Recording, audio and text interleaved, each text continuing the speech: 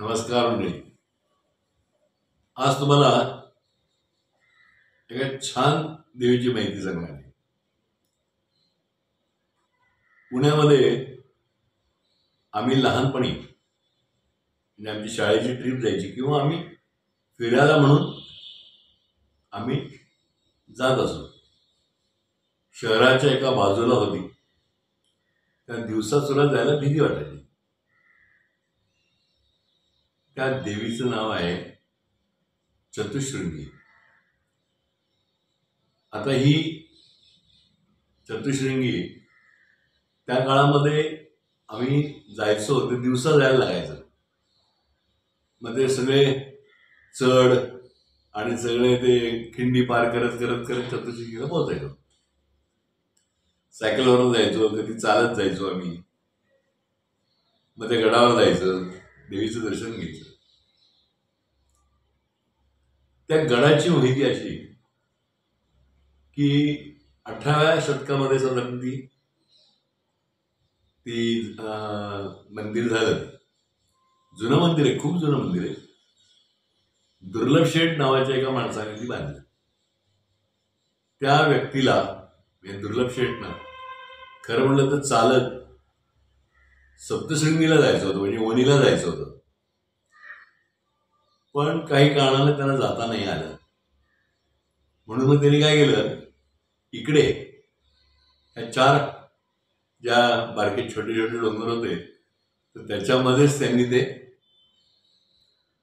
चतुश्रृंगी हे मंदिर बांधलं. आता फारशा लोकांना ते माहीत पण नसेल की ते दुर्लभ शेठ तिथे बांधलेलं मंदिर आहे. जागृत देवस्थाने असं बरेच जण असं म्हणतात. लोक जातात तिथे. सणावारीच त्यावेळेला आम्ही जायचो किंवा एरवी ट्रिप म्हणून आम्ही जायचो किंवा सहज आता कुठे फिरायला जायचं तर चला जाऊया तिकडे. पण आता इतकी गर्दी असते तिथे वरती. लोक म्हणजे तिथे राहायला आली, वस्ती वाढली. आता प्रचंड गर्दी झाली तिथे बिल्डिंगची. म्हणजे काही दिवसांनी डोंगर दिसणारच नाहीत असं वाटायला लागले आता. म्हणजे आपण ह्यांना गड म्हणायचं का किंवा आपण ह्यांना डोंगर म्हणायचं का, अशी परिस्थिती तिथे निर्माण झाली. त्या देवीला म्हणजे आम्ही जेव्हा लहानपणी जायचो तेव्हा आई मला सांगायची. नंतर मग माझ्या गुरुआई होत्या, त्या पण मला सांगायच्या की तिची ओटी ओल्या हरभऱ्याने भरली जायची. म्हणजे आपल्याकडे हरभरे भिजत टाकायचे, जशी आपण वाटणीची डाळ करतो माहिती आहे ना तुम्हाला. ती वाटणीची डाळ जशी आपण करतो तसे हे ओले हरभरे घेऊन जायचे तिथे आणि द्यायचे. त्या काळामध्ये ते पुजारी त्याची भाजी करायचे. तुम्ही जर डबे नेले असतील तिथे तर सकाळी ते भिजलेले जे असायचे ते त्यांना द्यायचे, ते त्याची भाजी करून द्यायचे आणि तुम्ही मग तो अंगत पंगत हा जो प्रकार होता तो तिथं व्हायचा. आता अंगत पंगतच लोकांना माहित नाही अंगत पंगत म्हणजे काय. आवळी भोजन फार दुर्मिळ झालं, बकुळ भोजन फार दुर्मिळ झालं, आंबा भोजन फार दुर्मिळ झालं, पारिजातक भोजन आता फार दुर्मिळ झालं. अशी अनेक वन त्या काळात होती पुण्यामध्ये. म्हणजे मला आठवतं की शनिवारवाड्यामध्ये बकुळीचं एकच झाड होतं खूप मोठं आणि त्याची फळं खायला आम्ही जायचो. त्या दरम्यामध्ये त्याला ती फुलं यायची बकुळीची, मग ती वेचून आणायची. मग त्याचा छानपैकी एक छोटासा गजरा किंवा हार करायचा आणि मी आमच्या देवाला आम्ही ते व्हायचो. तिला सुद्धा घेऊन जायचो आम्ही चतुश्रृंगीला. अशी ही देवी. आता खूप गर्दी असते तिला, पण फार सुंदर मंदिर आहे ते.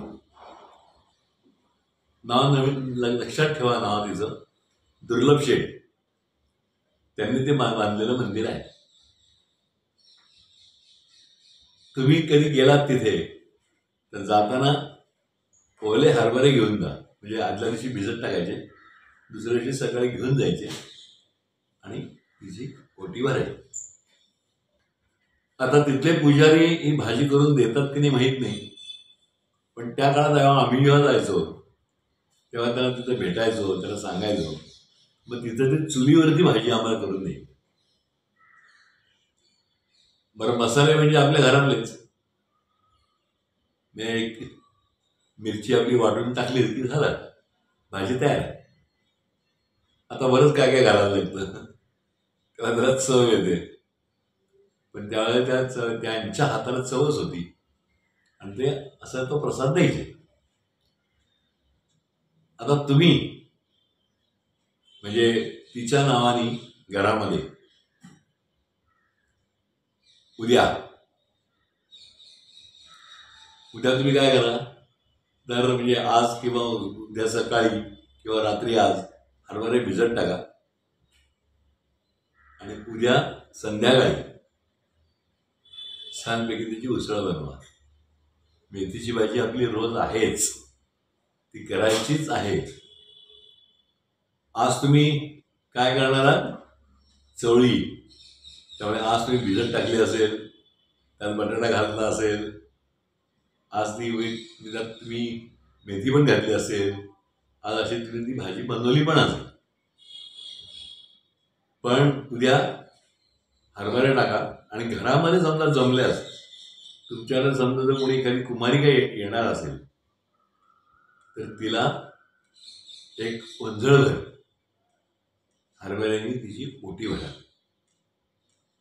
तुम्हाला जमल्यास, मिळाल्यास, कुमारिका मिळाल्यास, पण समजा कोणीच नाही मिळालं तुम्हाला, सवाष्ण एखादी बाई मिळाली, तिला दिलं तरी सुद्धा चालेल, पण त्यातूनही तुम्हाला कोणी मिळालं नाही आणि हे करायला नाही जमलं तर काय असं वाटून घेऊ नका.